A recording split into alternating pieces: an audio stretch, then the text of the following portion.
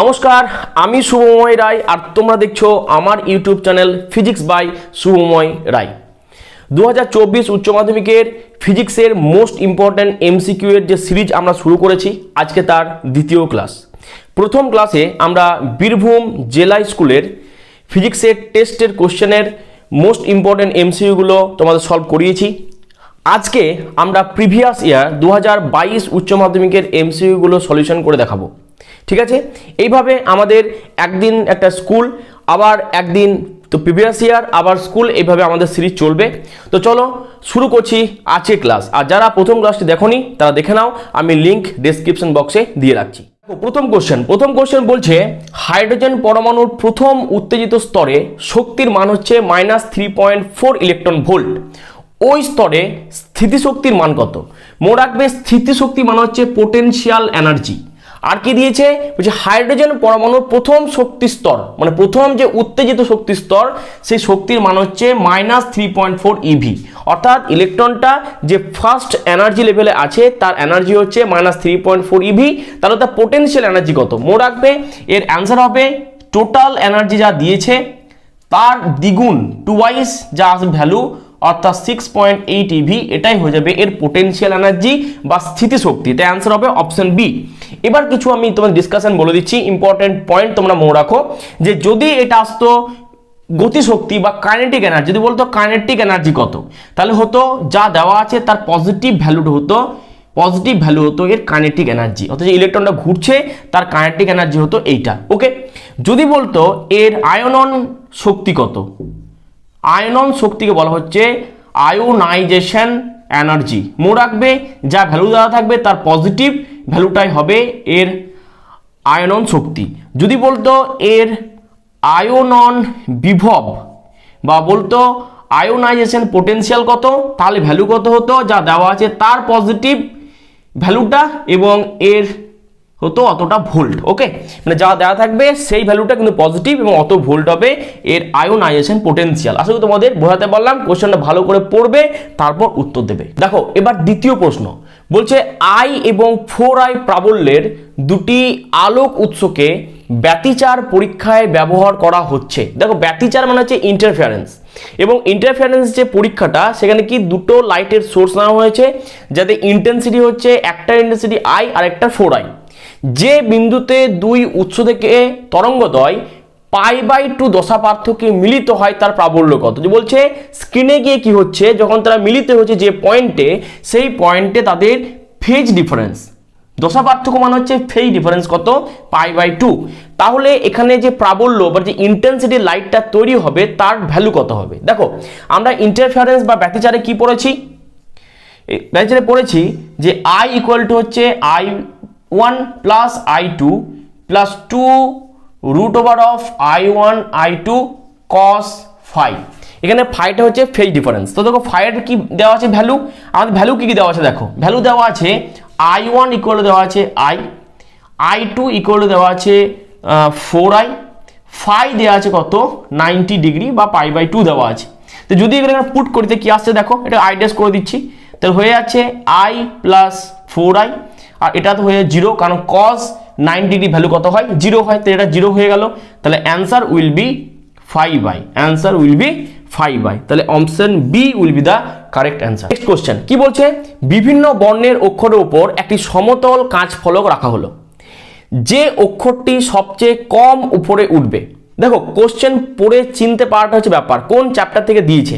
বলছে একটা সমতল কাঁচ ফলক আছে, কাঁচের ফলক মানে একটা কাঁচ আছে, একটা গ্লাস আছে, এবং তার নিচে বিভিন্ন তোমার কালারের লাল, বেগুনি, সবুজ, রেড, ভায়োলেট, গ্রিন, এ সমস্ত কালারের কি আছে না বর্ণ আছে। ওকে, তারপর যে কোন বর্ণটা সব থেকে ওপরে উঠে আসবে। দেখো, এইটা দিয়েছে কোথা থেকে না লাইটের রিফ্রাকশন থেকে দিয়েছে, এবং কেসটা কি না চোখ যখন লঘু মাধ্যমে মানে বায়ুতে, আর বস্তু যখন ঘন মাধ্যমে মানে কাঁচের নিচে। তা কি হয়, আমাদের মনে হয় যে ওই ঘন মাধ্যমে যে বস্তুটা আছে তার যে প্রকৃত গভীরতা তার থেকে কম গভীর বলে মনে হয়। অর্থাৎ মনে হয় যে বস্তুটা যেটা ওপরে এসছে বলে মনে হয়, মানে উপরে মনে হয় তোমার উঠে এসছে।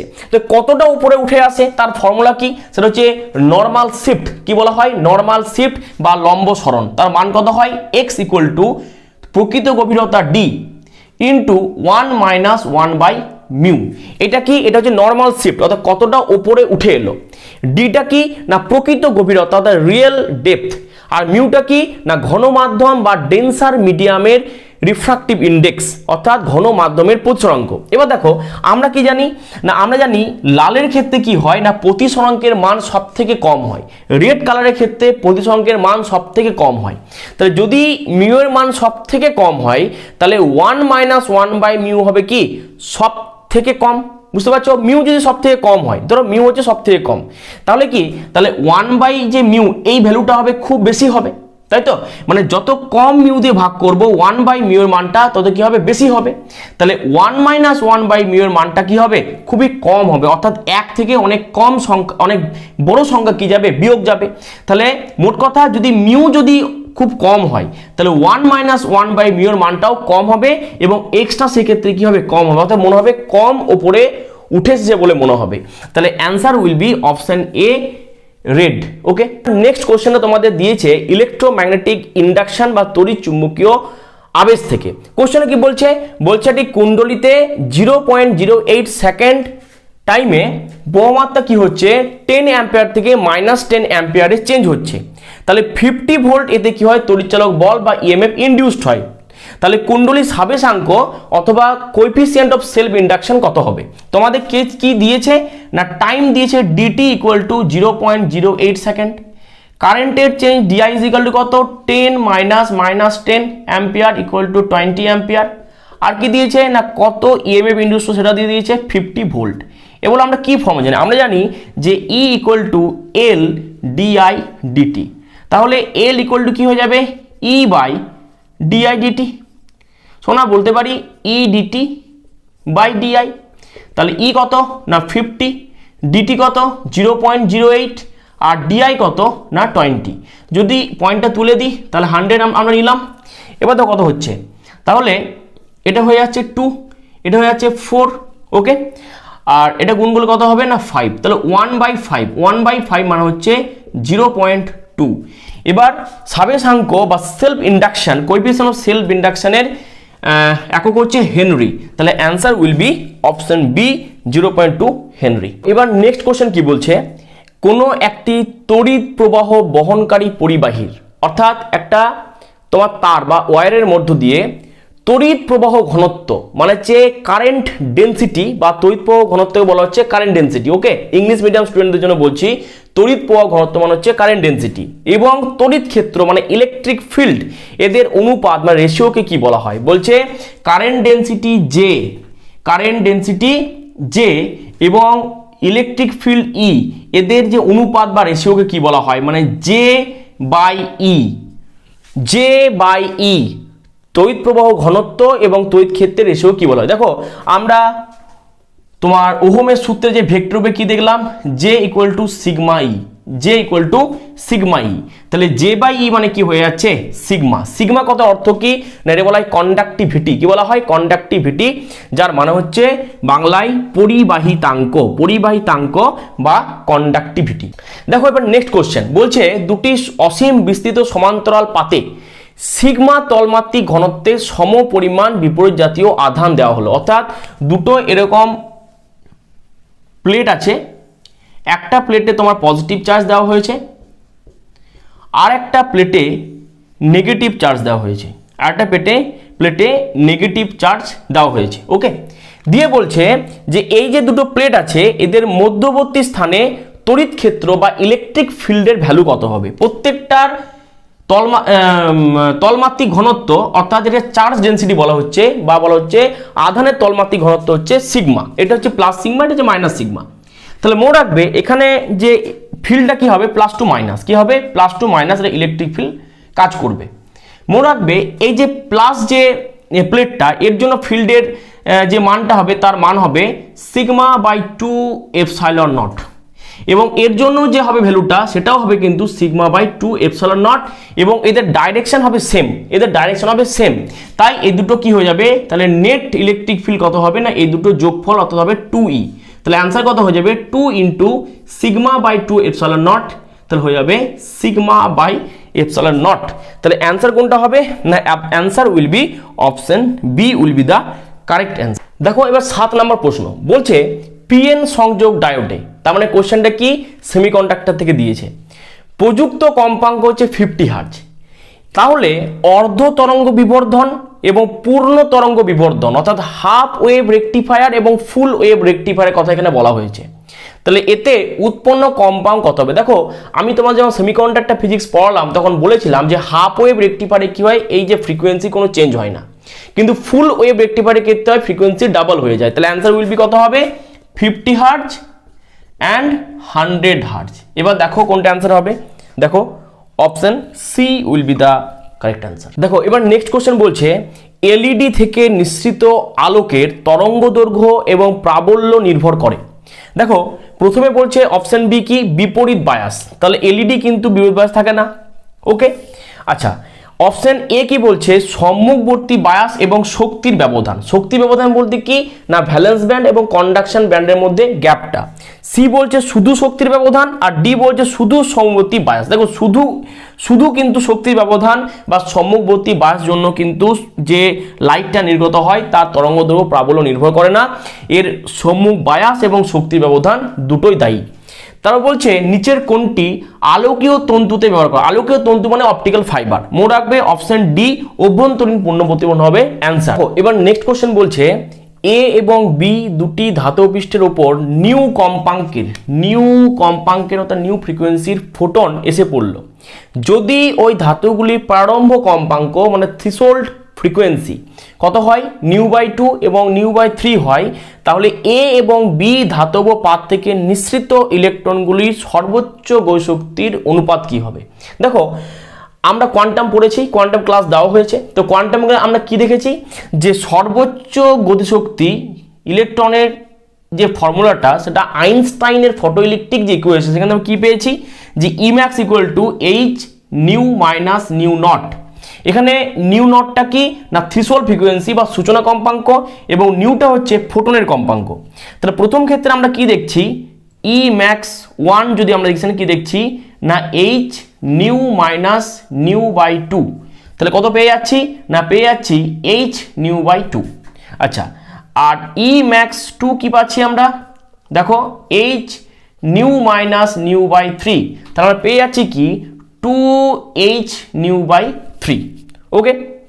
তাহলে এই দুটো যদি আমরা কি করি রেশিও করি অর্থাৎ Emax 1 Emax 2, তাহলে আমরা কি পাবো না h নিউ/2 2h নিউ/3, তাহলে h নিউ কাটবে, তাহলে 1/2 2/3। দেখো 2 আর 3 এর লসাগু কত হবে 6, তাহলে ইন্টু 6 ইন্টু 6, তাহলে কত হয়ে যাচ্ছে না 3 হয়ে যাচ্ছে 4, তাহলে option B will be the correct answer. এবারে দেখো বি কি বলছে না তীব্র গতিসম্পন্ন ইলেকট্রন ধাতব লক্ষ্য বস্তুকে যদি হিট করে তাহলে যে তড়িৎচুম্বক তরঙ্গ নিঃসৃত হয় এটা কি হবে না এক্স রে। তোমরা সবাই পড়লে যে এক্স রে হচ্ছে যে একটা ধাতব লক্ষ্য বস্তুকে ইলেকট্রন দিয়ে যদি ধাক্কা মারা হয় তাহলে সেখান থেকে যে তড়িৎচুম্বক বিকিরণ নিঃসৃত হয় তার নাম হচ্ছে এক্স রে। দেখো কি বলছে একটি তড়িৎগ্রস্ত কণা সমপ্রাবল্যের চৌম্বক ক্ষেত্রে আর ব্যাসার্ধে বৃত্তাকার পথে আবর্তন করছে। চৌম্বক ক্ষেত্রে যখনই কোনো একটা চার্জ পার্টিকেল বৃত্তাকার পথে ঘুরবে তাহলে মনে রাখবে যে ওই চৌম্বক ক্ষেত্রের মধ্যে ম্যাগনেটিক ফিল্ডের মধ্যে চার্জ পার্টিকেলটা লম্বভাবে অর্থাৎ পারপেন্ডিকুলারভাবে কি করেছে প্রবেশ করেছে। এবার কি বলছে যদি কণাটির শক্তির পরিমাণ দ্বিগুণ করা হয় তাহলে নতুন ব্যাসার্ধ কত হবে।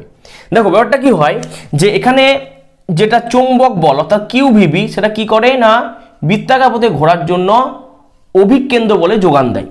তাহলে ব্যাসার্ধ আর এখানে ক্যাপিটাল আর দিয়েছে, আমি ক্যাপিটাল আর নেব, ব্যাসার্ধ ক্যাপিটাল আর ইজিক্যাল তাহলে কি হয়ে যাবে না হয়ে যাবে এমভি বাই হবে কিউবি। এবার আমরা জানি শক্তি ইকুয়াল টু কি হয় না হাফ এমভি স্কোয়ার মানে কাইনেটিক এনার্জি গতিশক্তি, তাহলে এমভি সমান আমরা লিখতে পারি √2me। তাহলে আর এর জায়গায় আমরা পুট করব √2me বাই দেবো কি কিউবি, ওকে। তাহলে দেখো এবার কি হচ্ছে তাহলে এবার কি বলছে না যদি কণাটির শক্তির পরিমাণ দ্বিগুণ করা হয় তাহলে নতুন ব্যাসার্ধ কত হবে।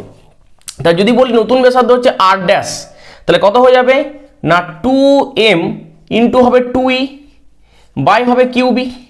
তাহলে দেখো এই টুটা যদি আমরা বাইরে যদি আমরা এটাকে সেপারেট করি তাহলে হবে √2 ইন্টু কি হবে √2me/কিউবি। এইটা মানে কি হচ্ছে না আর মানে কি হয় √2me/কিউবি, তাহলে হয়ে যাচ্ছে √2 ইন্টু আর, নতুন ব্যাসার্ধ হলে কি হয়ে যাবে না √2 ইন্টু আর। তাহলে option A will be the correct answer. এবার তো কি বলছে একটি গোলীয় তরল ফোঁটার ধারকত্ব বলছে 1 মাইক্রোফ্যারাড, এটি ভেঙে 8টি সমান ব্যাসার্ধে ফোঁটার সৃষ্টি হলো, তাহলে প্রতিটি ফোঁটার ধারকত্ব কি হবে। দেখো আমি তোমাদের এখানে শর্টকাট ট্রিক বলি, ধরো এখানে বলছে 8টি ফোঁটায় তৈরি হয়েছে, তা 8 মানে কি 2⁻³ তাহলে মনে রাখবে তাহলে n এর মান কত হবে 2, মনে রাখবে n এর মান কত হবে 2। তাহলে প্রতিটি ছোট যে জলবিন্দু তার ধারকত্ব কত হবে না বড় জলবিন্দু ধারকত্ব মানে হচ্ছে 1 মাইক্রোফ্যারাড বাই হবে n, বাই হবে কি n। তাহলে মনে রাখবে প্রতিটি ছোট জলবিন্দুর ধারকত্ব সি কি হবে না বড় জলবিন্দু ধারকত্ব মানে ক্যাপাসিটেন্স বাই হবে n, এখানে n কত 2, তাহলে অ্যান্সার কত হবে 1/2 মাইক্রোফ্যারাড। ওকে, তাই অ্যান্সার উইল বি 1/2 মাইক্রোফ্যারাড। যদি বিভব বলতো তাহলে মনে রাখবে প্রতিটি ছোট জলকণার বিভব v হচ্ছে বড় জলকণার বিভব অর্থাৎ v লার্জ বাই মনে রাখবে n²। এই ফর্মুলাটা মনে রাখবে যদি বিভব বা পোটেনশিয়াল জিজ্ঞেস করে। তাহলে আজকের ক্লাসটি এই অবধি থাকলো, দেখা হচ্ছে আমাদের পরবর্তী ক্লাসে।